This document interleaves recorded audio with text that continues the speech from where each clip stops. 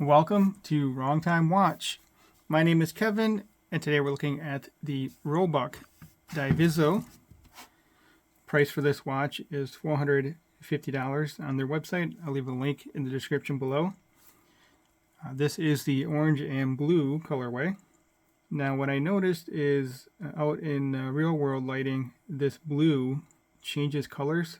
Not sure if it's coming across the screen here.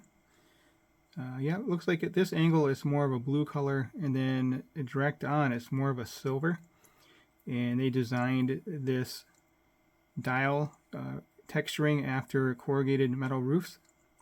I think that would be something you'd see on a racetrack. This is a racing inspired watch, and that's why you have this colorway as well. So let's zoom in and I'll show you some more of the racing inspired details. So this bezel, it's not actually carbon fiber, it's carbon fiber looking material. And that's, again, playing off of the racing inspiration. And we do have this internal bidirectional timing ring. Now I did notice while wearing this watch it would move a little bit on me because this is not a screw down crown. So obviously would not want to use that for anything critical like timing your pizza or your steak on the grill. You might overcook it or undercook it, so just keep that in mind. We do have an automatic movement here, and you can see that on the center orange stripe. It says automatic.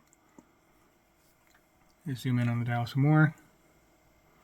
Roebuck Watch Company, and these are applied indices. Very nice looking watch. A little bit big for my wrist. It's a 42mm watch, and I have a 6.5-inch wrist. If it was a diver with an external rotating bezel, it would fit a little bit better, but this dial is pretty large. Since we're here, let's take a close look at the case. 316L polished and brushed stainless steel. You have this nice engraving here, or cutaway. Very neat looking case. Here's the case back. So Japan movement. And that looks to be a serial number. Water resistance 10 ATM, which is 100 meter. Sapphire crystal. And stainless steel. And that looks to be a water tower. Round Rock. Oh yes, I believe this company is based in Round Rock, Texas. It could be wrong, but I believe that's what this is for. Or there's a racetrack there. So very cool looking watch. Let's zoom back out here.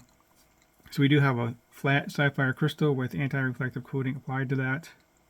I really appreciate flat sapphire crystals now. The domed crystal is just too much distortion for me to easily glance at the time.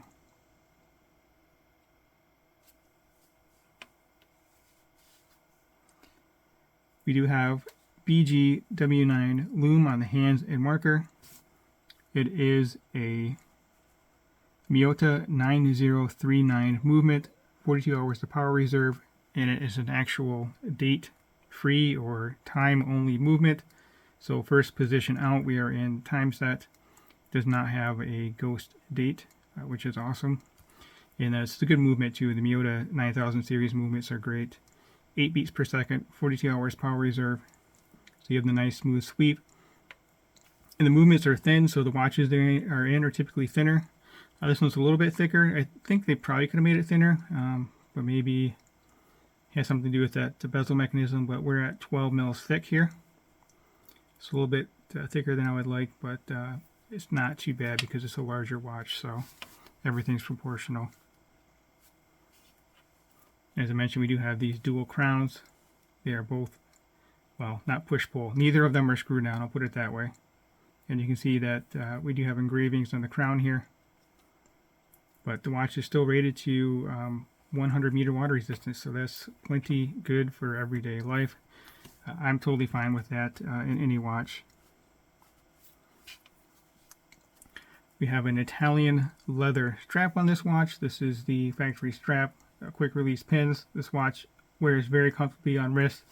A couple times while wearing this watch, I didn't realize I was wearing the watch, so that's a nice sign how comfortable it is.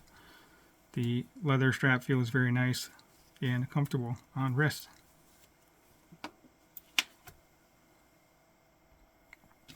So here it is compared to my Seiko SKX for size reference. Both of these watches are 42 millimeter in diameter. And lug to lug is a little bit longer on the Roebuck. There we go. Yep, you can see that right there. 49.7 on the Roebuck and 46 on the SKX. And the SKX is about 1.5 millimeters thicker. So let's zoom out a bit here. I'll get this on wrist right after I talk about the rest of the specs. So as I mentioned, 49.7 lug tip to lug tip, 42 millimeter diameter, 12 millimeter thick, 22 millimeter lug width, and this leather strap does taper down to 20. And we do have a signed buckle with the Roebuck logo right there. 6.4 millimeter crowns. The watch on this strap weighs in at 100 grams, and again is rated to 100 meters water resistance.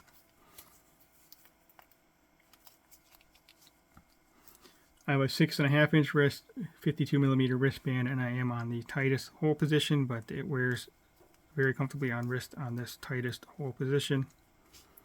So I would say you could probably go up to 8.5 inches with this watch. You'd be in the last hole, somewhere around there. So yeah, just a little bit too big for my wrist. The lugs technically don't overhang. I have about a millimeter per side, but at this viewing angle, it probably looks just about the same size. So really like the dial on this one. It's neat how it kind of changes color. It almost looks pearlescent. I'm not sure how they did that with the color. So right there it looks like a darker blue, and then it kind of turns to silver. So very neat dial on this. If you haven't subscribed yet, please hit that subscribe button. I really appreciate it, and it really does help me out. All right, let's check out the loom compared to my SKX. Again, this has a BGW9 loom, and the Seiko has Lumibrite, so we'll see how these two compare. So we have the Roebuck Diviso on the left, and my SKX 009 on the right.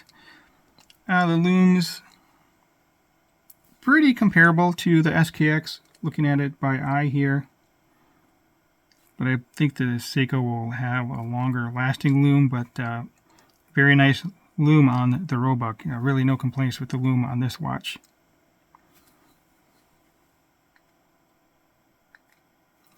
Well, that will conclude this video. As always, thank you for your time and thank you for watching.